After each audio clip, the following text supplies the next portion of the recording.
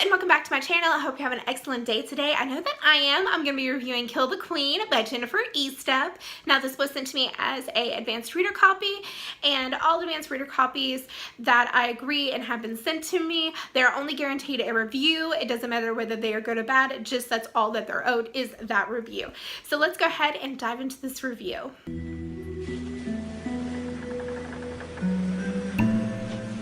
So this is what the cover of the book looks like. I really like it, and I think it's very fitting for this particular book. It's very Jennifer Estep-like, because if you've read her other adult fantasy series, the Elemental Assassin series, this is right on point for her. This book focuses on the main character, Evie. Her full name is Lady Everleigh Saphir Blair Winter. She is part of the Blair royal family of Bologna, and in this magical world where individuals have their abilities related to the elements, the closer you are to the core elements like air, fire, water, stone, then that's how higher up in class you are with your abilities, and you're better respected, and you generally just have a better life.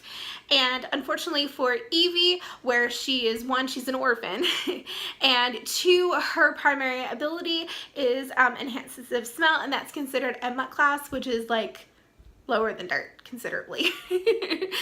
So she has the very unfortunate of not really being well liked because that's her ability, and she's a Blair, so that makes it even rougher. Now at the start of this book, she is planning to return to her family estate, and she's going to repair it, just have a quiet life away from royal life, because she's been forced to do royal duties, and they're usually the brunt, ugly ones that no one really wants to do, but she gets assigned them anyways. And she is planning to ask the queen during a feast in honor of her cousin Vasilia and the marriage that Vasilia is supposed to have to one of the neighboring countries. And what ends up happening is that Vasilia is like, oh no, I ain't getting married to someone, first of all, I don't love and I don't want, and is considered weak in my eyes. So she decides she's going to massacre the entire Blair line, because who wants somebody else to come and challenge you for the throne with their royal blood running through their veins? So she decides that that's the plan of action, and that she's actually going to align with another country which is much bigger, which is called Morta. She ends up unsuccessfully getting rid of Evie, but she does believe that Evie is dead, and thankfully to Evie's secondary power that she has kept hidden from everyone, that she's able to save herself. And in saving herself, she decides that she's no longer going to be a victim and subjective to other people. She's going to join a gladiator troupe, and in joining this gladiator troupe, she befriends them and learns how to be a true fighter. And when she is forced to reveal who she is as being a Blair, because everyone believes that the Blairs are dead except for Vasilia, and when she reveals herself, she tells them that she's actually the last Winter Queen, even though she doesn't really know what that means, because she wasn't given the full story, and where she's also an orphan.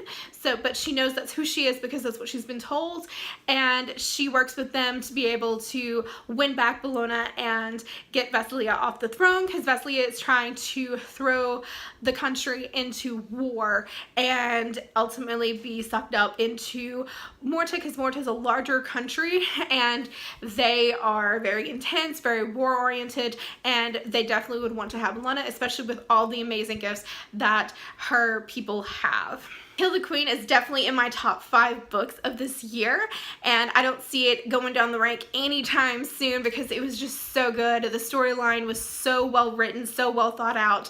The plot was so fluid. I didn't have a point in which I was like, huh, why are you sharing this information with me? I really enjoyed it. I loved the attention to the different relationships that Estep had Evie encounter and develop over time. I really like that Evie's power is that she's immune to magic, because that gives her an advantage to use her skills that she's learned as a gladiator to be able to protect herself and others, and really put that individual that she's fighting on the same level with her, instead of just them relying strictly on their magic and her using her different magic on them and just doing it that way. I really think it's really good.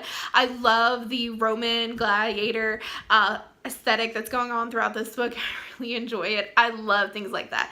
Things like the series like Spartacus. I love Spartacus. It was such a good series. So sad that it ended, but it did. But anyways, I really enjoyed the chemistry between Evie and Sully. I love their banter back and forth.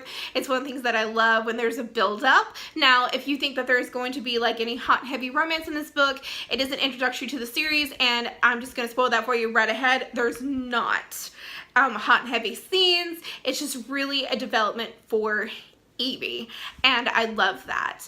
I also really enjoyed Vesalia. She was a really great villain, and she got a great ending. I mean, it is so great.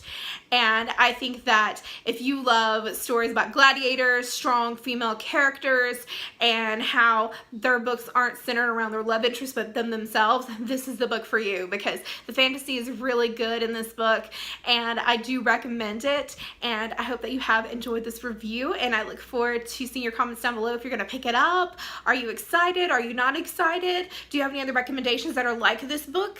Just let me know down below, and I hope that you have a great rest of your day. If you like this video, give it a thumbs up. Don't forget to hit the bell and the subscribe button, and I will see you in the next video. Bye, guys.